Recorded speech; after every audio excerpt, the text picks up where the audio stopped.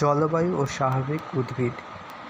সাধারণভাবে ইউরোপের জলবায়ু নাতিশীতোষ্ণ প্রকৃতির, যদিও অঞ্চলভেদে বৈচিত্র্য চোখে পড়ে।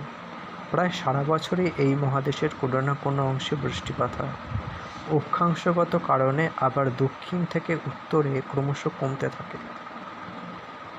গ্রীষ্মকালে যখন দক্ষিণ পূর্বাংশে উষ্ণতা থাকে গড়ে 27°C, তখন উত্তর সীমানায় উষ্ণতা হয় 14°C। এই সময় বায়ুচাপ বলয়গুলি উত্তরে সরে যায় বলে দক্ষিণ ইউরোপে শুষ্ক উত্তর পূর্বায়ন বায়ু এবং বাকি অঞ্চলে আর্দ্র পশ্চিমা বায়ু প্রবাহিত হয়। শীতকালে উষ্ণ উত্তর আটলান্টিক স্রোতের প্রভাবে পশ্চিমাংশের উষ্ণতা 10°C থাকলেও মধ্য পূর্বাংশে তা যথেষ্ট কমে যায়, আর উত্তর পূর্ব সীমান্তে তা আরও কমে হিমাঙ্কের অনেক নিচে -14°C নেমে যায়। উষ্ণতা ও বৃষ্টিপাতের আঞ্চলিক তারতম্যের ভিত্তিতে ইউরোপকে বিভিন্ন জলবায়ু অঞ্চলে ভাগ করা যায়। স্বাভাবিক উদ্ভিদের বৈশিষ্ট্য প্রধানত জলবায়ু নির্ভর, তাই উদ্ভিদ অঞ্চল এবং জলবায়ু অঞ্চলের সীমারেখার মধ্যে মিল পাওয়া যায়। 1. তুন্দ্রা জলবায়ু, তুন্দ্রা উদ্ভিদ। ইউরোপের উত্তরাংশে, নরওয়ে, সুইডেন, ফিনল্যান্ড ও রাশিয়ার উত্তরাংশে বিস্তীর্ণ এলাকায় প্রায় সারা বছর তীব্র শীতল আবহাওয়া ও তুষারপাতের কারণে ভূমি 9 থেকে 10 মাস বরফাবৃত থাকে। গ্রীষ্মকালে যখন 2 থেকে 3 মাস ভূমি বরফমুক্ত থাকে, তখন মস, লিচেন ইত্যাদি নানা ধরনের ছোট ফুলের গাছ জন্মায়। 2. উপমেরু জলবায়ু, সরলবর্গীয় অরণ্য।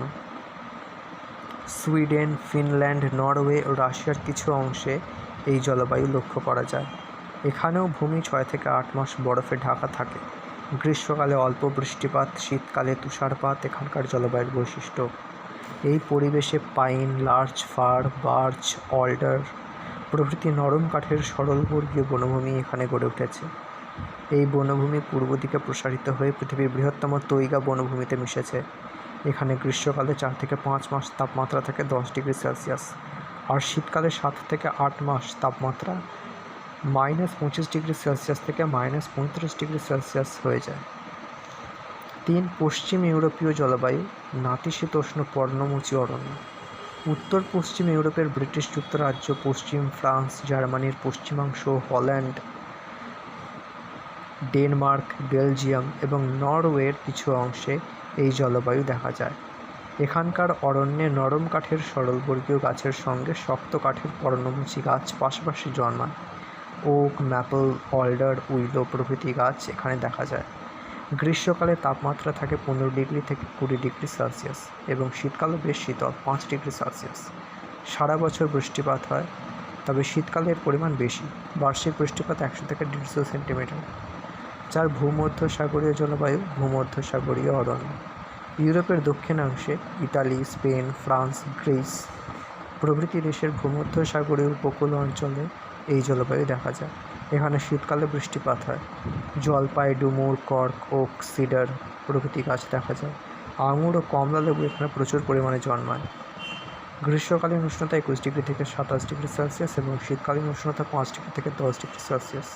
বৃষ্টিপাতের পরিমাণ 40 থেকে 75 সেন্টিমিটার।